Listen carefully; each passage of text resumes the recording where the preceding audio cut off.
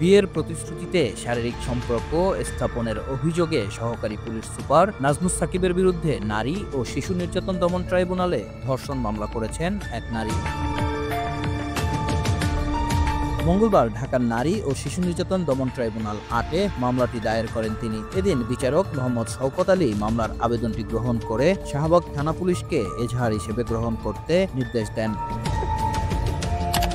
অভিযোগ সূত্রে জানা যায় ২০২৩ সালের জুন মাসে একটি ফেসবুক গ্রুপে পাত্রী চেয়ে পোস্ট করার পর বাদীর সঙ্গে আসামির পরিচয় হয় এবং ধীরে ধীরে প্রেমের সম্পর্ক গড়ে ওঠে।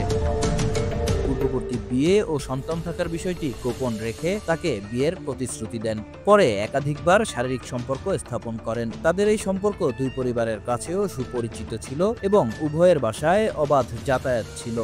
সর্বশেষ ৪ এপ্রিল বাদী আসামির বাসায় অবস্থান করেন এবং সেখানে বিয়ের প্রতিশ্রুতিতে শারীরিক সম্পর্ক ঘটে। অভিযোগে আরও বলা হয়, এক পর্যায়ে বাদী জানতে পারেন আসামি ইতোমধ্যে অন্য এক নারীকে বিয়ে করেছেন। এ বিষয়ে জিজ্ঞাসাবাদের সময় আসামি তাকে বিয়ে করতে অস্বীকৃতি জানান এবং মামলা করলে নানা রকম ভয়ভীতি ও প্রাণনাশের হুমকি দেন।